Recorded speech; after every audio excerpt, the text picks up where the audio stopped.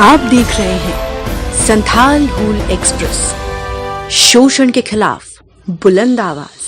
नमस्कार, मैं हूं अजय कुमार और आप देख रहे हैं संथाल हूल एक्सप्रेस। किसान मोर्चा के समर्थन में आज तमाम लेफ्ट पार्टियां भारत बंद का ऐलान किया है और झारखंड में भी बंदी का असर कई जिलों में देखी जा रही है। हमारे बीच बीजेपी के किसान मोर्चा के मंत्री प्रदेश मंत्री हैं अनंत तिवारी जी, और हम उनसे जानेंगे कि इस बंदी को लेकर के क्या उनकी राय है। अनंत जी, सबसे पहले संथाल हूल एक्सप्रेस में आपका स्वागत है। आपका भी बहुत बहुत हार्दिक अभिनंदन, स्वागत। किसान समर्थन को लेकर के आज तमाम विपक्ष पार्टियां बंद बुलाई है, क्या है इसमें आपकी कहना?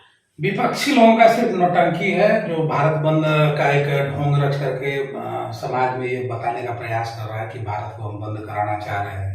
और ये सही में बंद कराने का इन लोगों का जो भारत था, ये जो भारत बंद कराने का इन लोगों का जो ढोंग है, वो आए दिन इसलिए ढोंग बढ़ता जा रहा है ताकि आने वाले चुनाव में भाजपा को कैसे रोका जाए, और इसी के लिए सारा षड्यंत्र इन लोगों का रचा जा रहा है।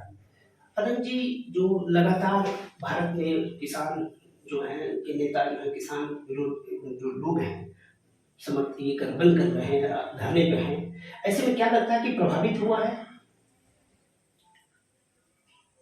आप क्वेश्चन से एक बार और थोड़ा, क्या प्रभावित हुआ है? लेकिन क्या आर्थिक चीजें पर प्रभावित हुई है? किसान के जो फसलों को लेकर के जो मूल्य है उसका लेकर प्रभावित है? देखिए, किसान बिल जो ये 3 किसान बिल यशस्वी प्रधानमंत्री नरेंद्र मोदी जी लेकर के आए थे, वो आज पूरी तरह से चालू है, पूरे देश में लागू है। और उस पूरे कानून से कृषि जगत या किसानों के को कहीं से भी दुष्प्रभाव का इस तरह का कोई संवाद सामने नहीं आया कि इस कानून के चलते किसानों को समस्याएं हो रही है।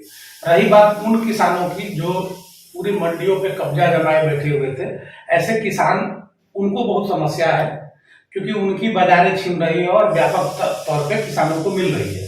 तो बड़े जो किसान थे, जो बाजारों पे उनका कब्जा था, उनकी चिल्लाहट, बौखलाहट इस कानून की वजह से वो सामने धरातल पे दिख रहा है।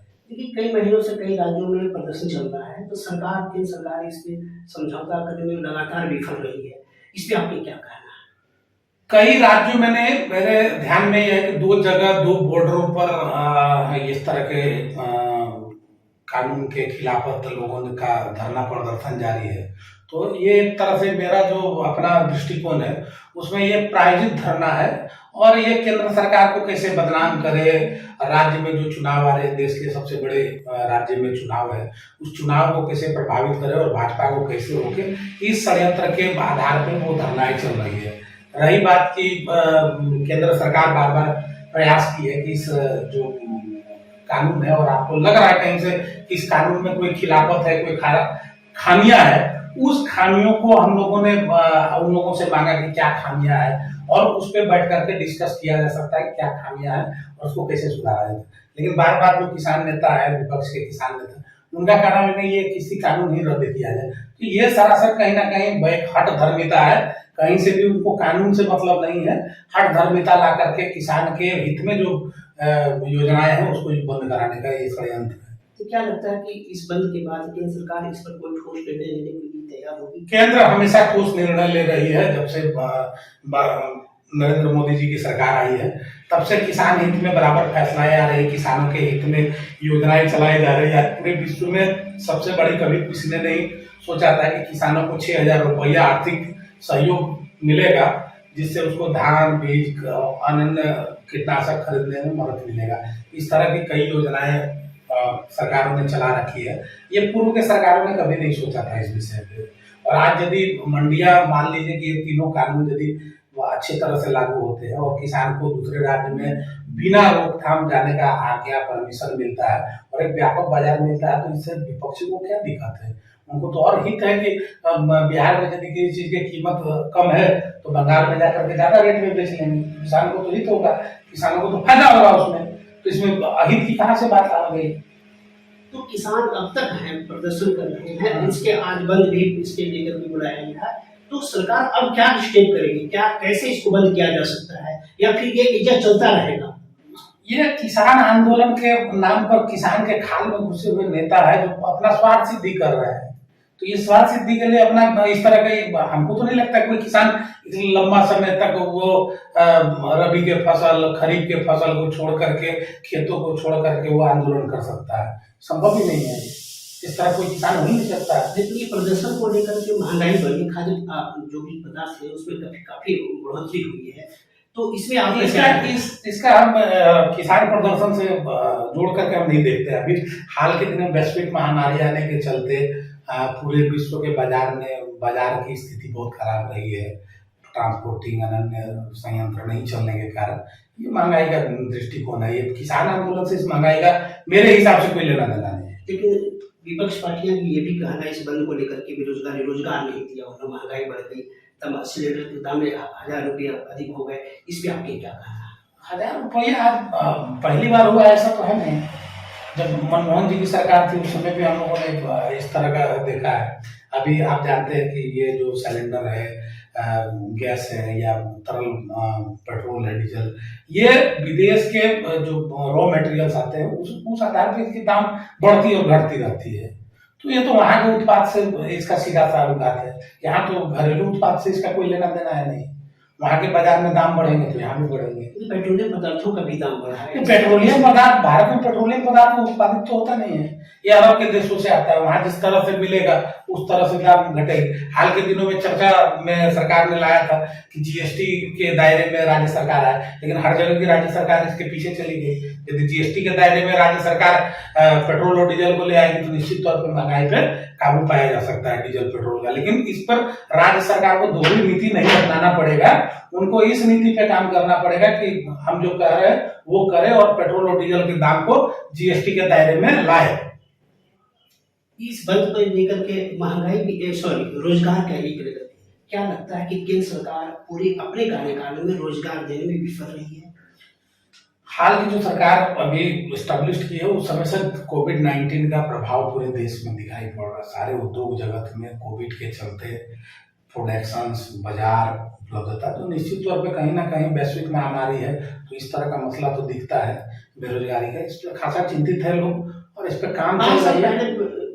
पैंडेमिक नहीं था 5 साल पहले, उस समय रोजगार नहीं दिया, उस समय रोजगार नहीं दिया, ऐसा आप सीधा आरोप नहीं लगा। आप अन्य राज्यों में देखें ना, झारखंड में जेएमएम की सरकार है, रोजगार वर्ष चल रहा है, तो यहाँ कितने लोग हम अपने सरकार में 1 लाख लोगों को रोजगार हम लोगों ने दिया है एक बार, वो भी विश्व स्तर पे ये लगा करके और रोजगार देने का काम किया सरकार ने। लेकिन जितनी बेरोजगारी झारखंड में देखी जा रही है वो उससे आप कैसे? तो ये हम सब जो काम करते हैं किसान और कृषि क्षेत्र में काम करते हैं, इसलिए ये जो डाटा सरकार के लोग देंगे या इस क्षेत्र में जो काम कर रहे हैं रोजगार के क्षेत्र में, वो इस डाटा को दे पाएंगे। इस डाटा को हम लोग नहीं दे पाएंगे। हम लोग कृषि क्षेत्र के और किसानों के हित में जो भी बातें होती है उस क्षेत्र में काम करते हैं, तो यथासंभव यही सही होगा कि आप किसान से संबंधित मुद्दों पर बात करें। तो क्या लगता है कि इस बंद को लेकर के झारखंड में एक बड़ा परिवर्तन हो जाएगा या फिर कोई बड़ा प्रभाव पड़ेगा? कोई बड़ा प्रभाव क्या पड़ेगा? प्रभाव झारखंड में ऐसा कोई प्रभाव ही नहीं है किसान को लेकर के। यहाँ के किसान खुशहाल है पहले से ही। आज जब भी ये सरकार आई है तब से किसानों के हित में योजनाएं चला रही है। इससे पहले तो किसान कभी, आज भी किसान केंद्र सरकार के खिलाफत नहीं है कहीं भी। अब उस 3 किसी कानून के खिलाफत कोई कार्यक्रम नहीं दिखा। हाँ, राजनीति से प्रेरित होकर के कुछ लोग जरूर यहाँ वहां चिल्लाते आपको दिखेंगे, लेकिन किसानों का उसमें सहभागिता है नहीं। किसान भाइयों से क्या कहना? किसान भाइयों से यही कहना है कि आपके हित के लिए 3 कानून लाए गए हैं और मोदी जी सशक्त है और सशक्ति के साथ किसानों के साथ खड़े हैं, और किसान भाइयों को डरने की आवश्यकता नहीं। इस देश का भला तभी होगा जब इस देश के किसान समृद्ध और शक्तिशाली होंगे, और इस देश की समृद्धि और शक्तिशाली के लिए नरेंद्र मोदी जी चिंतित है और निरंतर कार्य कर रहे हैं, और वो किसानों को समृद्ध बना करके, आत्मनिर्भर बना करके ही दम लेंगे। और 2022 तक किसानों की आय बढ़ाने में जो भी सरकार योजना ला रही है उसको निश्चित तौर पे इम्प्लीमेंट करेगी, और किसानों का आय भी दुगुना होगा, और आने वाले समय में समृद्ध किसान समर्थ भारत का नारा बुलंद होगा और आत्मनिर्भर किसान भी आपको दिखेंगे।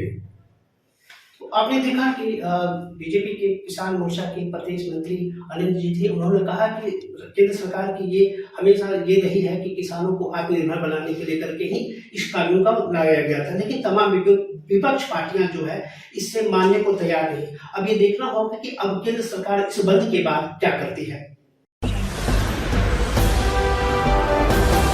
आप देख रहे हैं संथाल हूल एक्सप्रेस, शोषण के खिलाफ बुलंद आवाज।